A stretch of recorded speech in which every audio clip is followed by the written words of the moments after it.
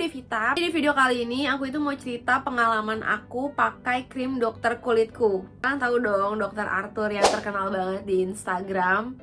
Ya. Jadi pengalaman pertama aku adalah di tahun 2019. Kulit aku tuh tiba-tiba dari yang super ngebadak, tiba-tiba tuh kayak super sensitif banget.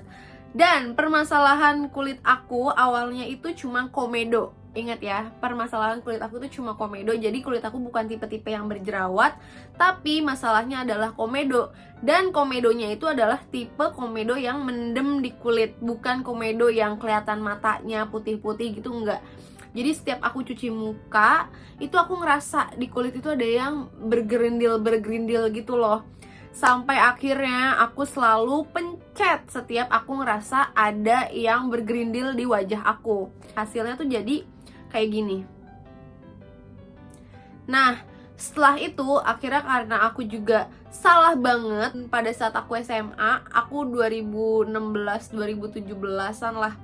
Aku tuh sering banget yang namanya coba-coba DIY masker wajah, terus DIY skincare A, B, C, D, E, F, G tanpa tahu kondisi kulit aku tuh sebenarnya kayak gimana.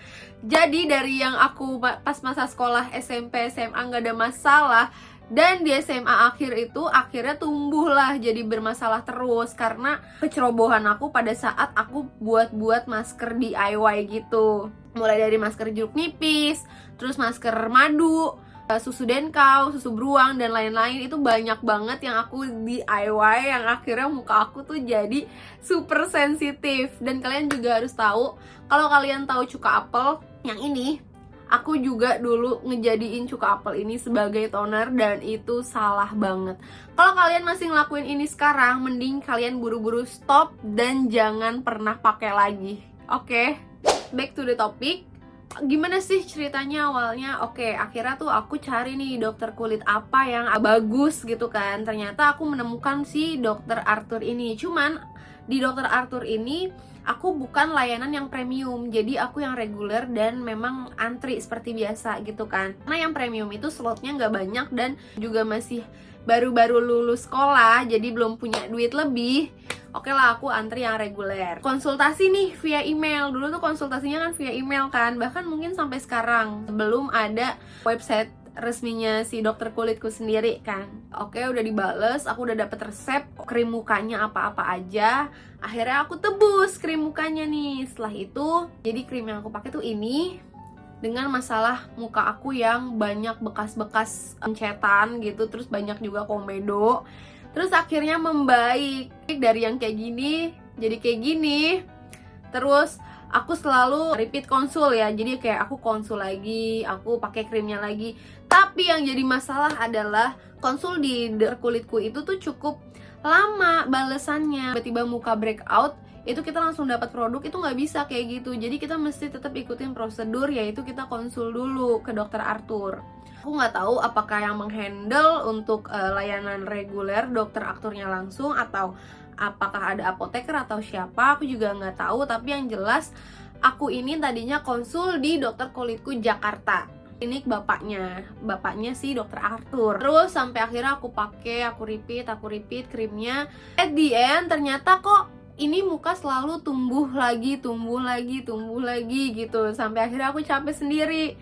Oke, akhirnya aku memutuskan untuk ganti, pindah ke krim yang dokter kulitku Pekanbaru, ya kan? Aku ganti nih ke krim dokter kulitku yang Pekanbaru. Antri lagi seperti biasa, konsultasi via email. Bahkan kalau terakhir aku konsultasi itu, aku konsultasi via websitenya dokter kulitku. Karena aku tanya sama adminnya, beda kak. Jadi walaupun krim di dokter kulitku Jakarta sama Pekanbaru itu namanya sama, tapi adminnya itu info bahwa kandungan di krim tersebut berbeda antara di dokter kulitku Jakarta sama dengan di dokter kulitku Pekanbaru.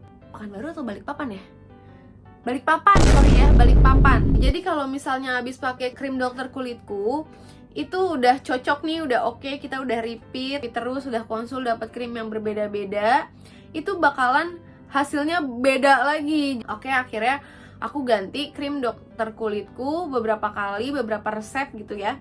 Sampai aku ada di titik yang menurut aku ini mulus banget, tipe-tipe muka krim dokter yang sering menjadi gonjang-ganjing, yaitu seperti kayak gini. Muka aku tuh mulus, bersih, cerah gitu, yang kulitnya yang tipe-tipe sehat banget gitu. Nah, tapi masalahnya datang lagi, yaitu pada saat aku merasa krim yang tadinya membuat aku jadi kayak bersih, cerah gitu, udah nggak kerja secara maksimal lagi. Ya udah, akhirnya kita selesai. Aku udah capek bolak-balik karena kalau konsul ke Balikpapan itu juga butuh waktu, berat di ongkir juga ya, say.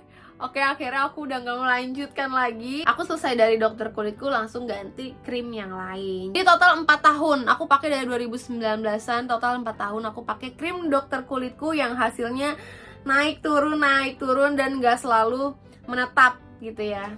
Oke, jadi segitu dulu pengalaman aku untuk pemakaian krim dokter kulitku di aku pribadi, yang hasilnya mungkin cukup baik dan cukup oke juga, tapi aku nggak melanjutkan karena menurut aku pada saat aku sedang breakout atau aku lagi buru-buru butuh krimnya dan harus konsultasi, which is lokasinya sendiri ada di Balikpapan, itu PR, jadi aku nggak melanjutkan. Oke, semoga membantu untuk menjadi referensi kalian yang mungkin mau pakai krim dokter kulitku. Bye bye.